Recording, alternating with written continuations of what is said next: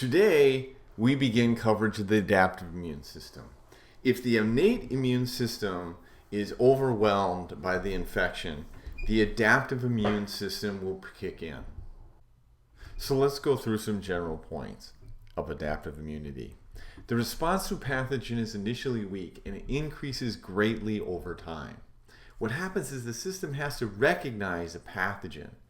And to do this, bits and pieces of the pathogen are presented to the adaptive immune system. And these are, of course, antigens. And this is a bilateral response. There is antibody immunity, which of course makes antibodies, and then there is cell-mediated immunity that deals with cells that have gone off the rails because of infections, such as a viral infection.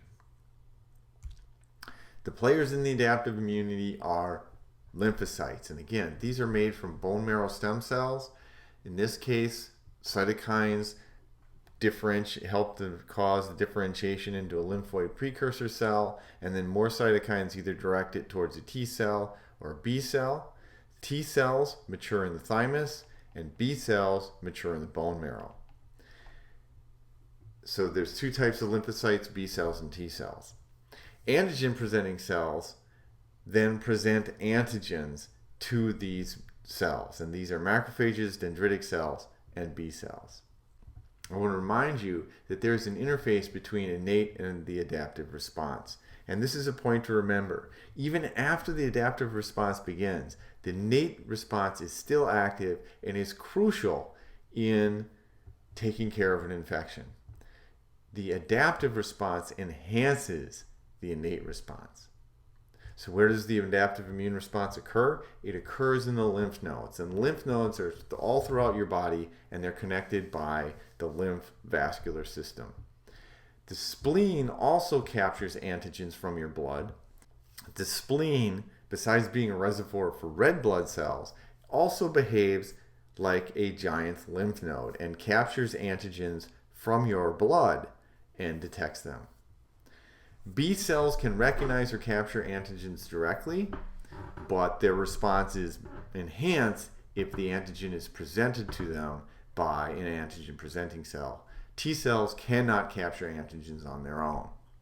What happens is that a antigen-presenting cell, such as a dendritic cell or a macrophage, will migrate through the afferent duct to a lymph node.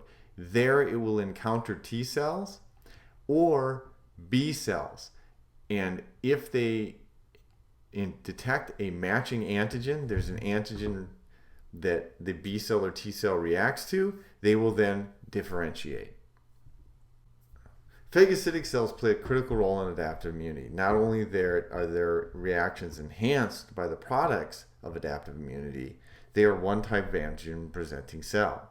However, there are many other cells that can present antigens around the body, and we'll get into that in just a second. One of the more important ones is dendritic cells. Dendritic cells arise in the bone marrow. They migrate to tissues throughout the body for differentiation. They're present in most tissues of the body. They have long tendrils that are intermixed with other cells, and they will take up antigens or macromolecules in your body and then process them for presentation. They are present in all solid organs of the body except the brain, the eyes, and the testes.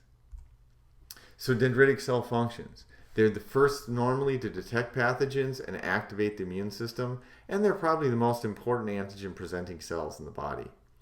Those located in the thymus help to educate T cells, and they will help to maintain the stimulation of B cells during infections until the infectious agent is cleared.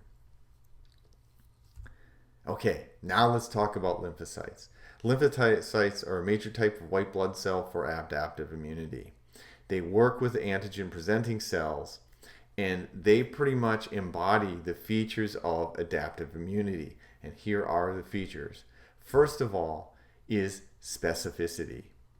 The immune cells recognize and react with individual molecules, antigens, via direct molecular interactions. And the specificity is manifested in T cells and B cells. Immune cells are specific for non-self antigens. They don't react to self. And this is because of tolerance. And finally, memory. The immune response to a specific antigen is faster and stronger upon subsequent exposure because the initial antigen exposure induces growth and division of antigen-reactive cells that then are present for a second infection. Okay, the rest of this lecture, we're going to talk about B cells. In the second lecture on adaptive immunity, we'll talk about T lymphocytes. B lymphocytes are involved in antibody immunity. They make antibodies that react with antigens. On their surface, they will have 100,000 antibody molecules, either IgG or IgM, and they all have an identical binding site that recognizes a single antigen. The membrane-bound antibodies are receptors for the antigen, and each B cell is unique, and you have literally millions of different B cells, and each one has a unique antibody on it. Activation takes place when an antibody is recognized by this receptor on the B cell. And the book, Figure 16.2, has an animation that goes into this in details if you're interested. And again, that's open for everyone to look at. Binding of an antigen causes antibody receptors to cluster in a small area. This clumping activates a signaling cascade that activates expression of B cell genes and causes them to differentiate. B cells then go through a rapid division, which is called clonal expansion. The majority of these cells in this clonal expansion differentiate into plasma cells and start making antibodies. A smaller fraction of cells become memory cells. They don't differentiate to plasma cells. They remain as B cells that can be activated. These distribute throughout lymph nodes in the body, and those are ready for a future challenge by this pathogen. Okay, so a little bit about the maturation of B cells. The B of B cell comes from bursa fabricus, which is an organ that's found in birds where B cells differentiate. In mammals, we don't have a bursa fabricus, and B cells mature in the bone marrow and the mucosal associated lymphoid tissue. They then travel in the bloodstream, T cells and B cells, after they mature, and they settle into immune tissues throughout the body. Some of these will be on the digestive tract, as we talked about in Module 10, and then some will be in the lymph nodes. B cells make antibodies. So let's talk about antibody structure. Antibodies are proteins, and you can see they have this Y structure. Here's a cartoon of this Y structure, and then here's what it actually looks like as a space-filling model. Antibodies have a variable and constant region. The variable region, FAB, reacts with the antigen. The constant region, FAC, interacts with the immune system. Antibodies have 2 light chains and 2 heavy chains. Both have constant and variable regions. The heavy chain determines the type of antibody. There's 5 major types of antibodies that are formed in the body. First of all, there's IgM, IgG, secretory IgA, IgE, and IgD. The ones that are most important, where you get the most numbers, are IgM, IgG, and IgA. As you can see, they make up the vast majority, 96% or 99% of the antibodies that are formed.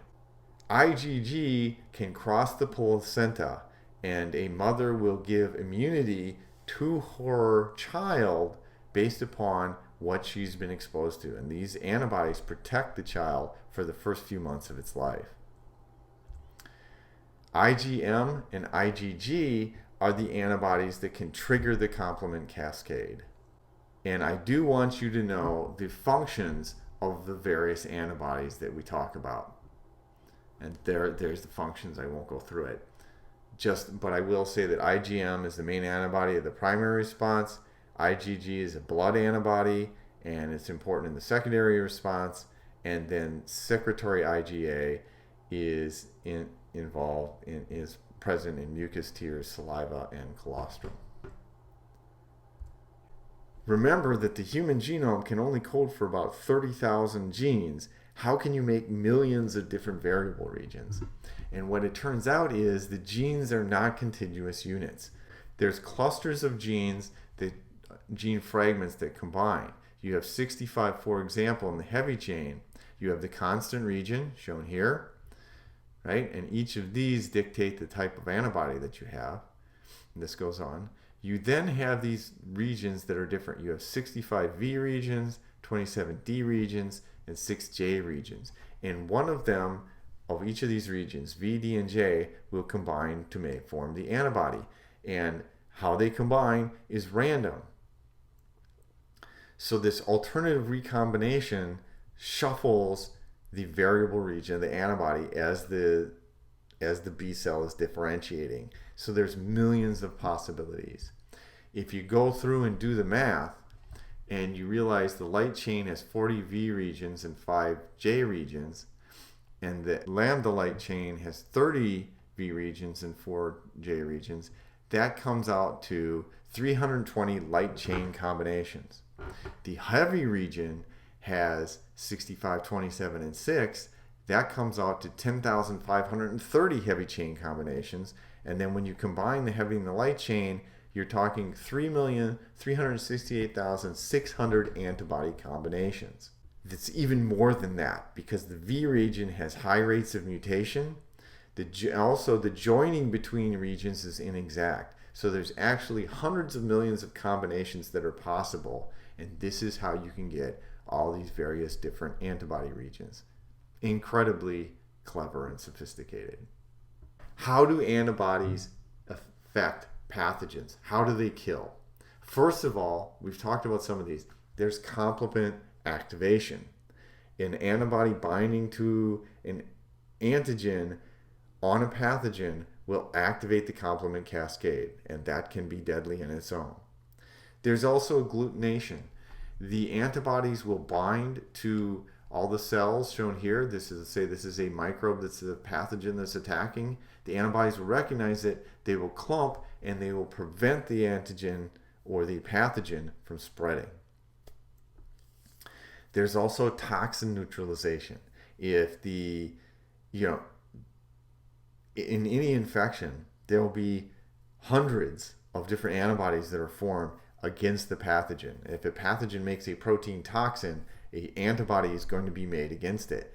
And the binding of that antibody to the toxin will neutralize it. There's also opsonization. The binding of an antibody to a pathogen, the antibody serves as an opsonin and allows phagocytes to very quickly take up the pathogen and eliminate it. And then finally, there's steric hindrance. These antibodies binding to different parts of a pathogen will prevent the function of whatever that pathogen part was going to be doing. So if it was necessary for binding to a cell, let's imagine you have a virus that's trying to infect, if an antibody binds to it, it's probably going to prevent that virus from then entering another cell. The course of the antibody response is the following. There's actually two different responses. A primary response that gets rid of an infection, and then a secondary response if you're ever exposed to that pathogen again. Primary responses are slow and weak because you're first learning how to respond to a pathogen. It will take care of the infection, but again, remember, all sorts of memory cells are created. The next time you see a pathogen, the response is much more rapid and you have much higher concentration of antibodies formed and an infection is cleared much faster. So primary responses are slow and weak. Secondary responses are rapid and strong. The affinity of antibody for the antigen increases with repeated exposure. There will be slight modifications to these variable regions and they get tuned to really bind to the antigen well. This secondary response is the basis behind vaccination. Remember, some B cells are differentiated into memory cells and they're primed and ready for a rapid response. And this is why you become immune to infections. Let's end these lectures with some clicker questions. Clonal expansion occurs when the antigen is encountered by... You are going to be challenged by thousands of pathogens in your lifetime with numerous antigens to recognize. How can your immune system make variable regions to code for all of them? And finally, a plasma cell secretes. This ends our section on antibody-mediated immunity.